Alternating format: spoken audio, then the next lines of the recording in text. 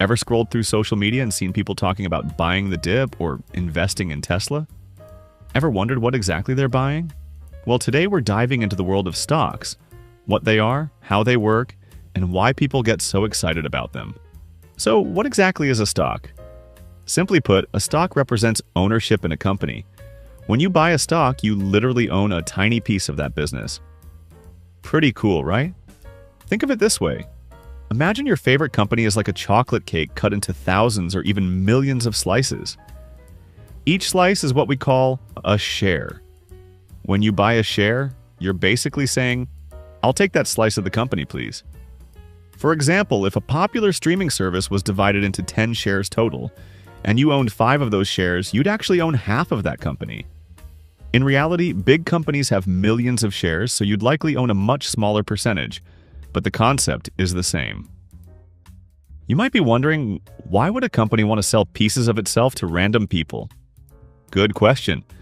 Companies sell stocks primarily to raise money. Creating and growing a business is expensive. They might need cash to build new factories, develop new products, expand to different countries, or even just pay their bills. Instead of borrowing money from a bank, which they'd have to pay back with interest, they can sell shares of their company.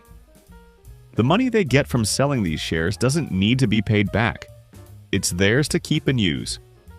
Let me break this down with a story about Maya and her dream sneaker store. Maya wants to open Fresh Kicks, a store selling limited edition sneakers, but she's calculated that she needs $100,000 to get started. Unfortunately, she only has $50,000 saved up. Instead of taking out a loan, Maya decides to divide her business into 10 equal shares. Since she's putting in $50,000, she keeps 5 shares for herself. Each share is worth $10,000, so she sells the other 5 shares to people who believe her sneaker shop will be successful. Jordan, a sneakerhead, hears about Maya's business plan and thinks, "This could revolutionize the local sneaker scene." He buys 1 share for $10,000, which means he now owns 10% of Fresh Kicks. With the money from Jordan and 4 other investors, Maya now has her $100,000 and can open her dream sneaker store. Fast forward 5 years, Fresh Kicks is absolutely crushing it. Maya has opened 3 more locations, and the business that was once worth $100,000 is now valued at $300,000. Remember Jordan who invested $10,000 for 1 share? His 10% ownership is now worth $30,000. If he decides to sell his share, he'd make a $20,000 profit. Not bad, right? But investing isn't always a success story. What if Fresh Kicks struggled to compete with online retailers and the business value dropped to $80,000? Jordan's share would then only be worth $8,000, meaning he lost $2,000 of his investment. Ouch! This is exactly how stocks work in the real world, just on a much larger scale. Some companies also share their profits directly with shareholders through what's called dividends. It's like getting a slice of the profits just for being an owner. So where do people go shopping for these company slices?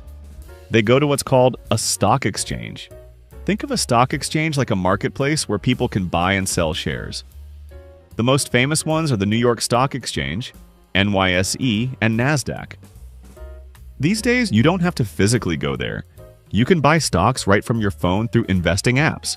When a company gets big enough, like if Fresh Kicks expanded into a national chain with hundreds of stores, it might go public by listing on a stock exchange. This allows anyone to easily buy and sell shares of the company. Now, not all stocks are created equal. When companies issue stocks, they typically come in 2 main flavors: common stock and preferred stock.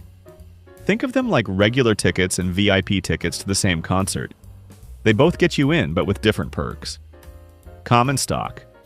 Common stock is what most people think of when they hear stocks. When you own common stock, you get voting rights.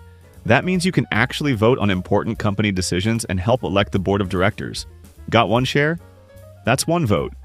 Got 1,000 shares? That's 1,000 votes. You might receive dividends, but these aren't guaranteed. If the company has a rough year, they might decide not to pay dividends at all. The big advantage? Common stocks typically have the highest potential for growth. If the company does really well over time, your common shares could skyrocket in value. The downside? Higher risk. If the company goes bankrupt, common stockholders are literally the last in line to get paid after all the debts are settled. Sometimes that means getting nothing at all. Preferred stock. Preferred stock is like the responsible older sibling of common stock. Here's what makes it different. Preferred stockholders usually don't get to vote on company matters. You're giving up that influence in exchange for other benefits. The big perk? Guaranteed dividends. Preferred stockholders get their dividend payments before common stockholders, and these dividends are usually fixed and reliable. If you're looking for steady income, this is attractive.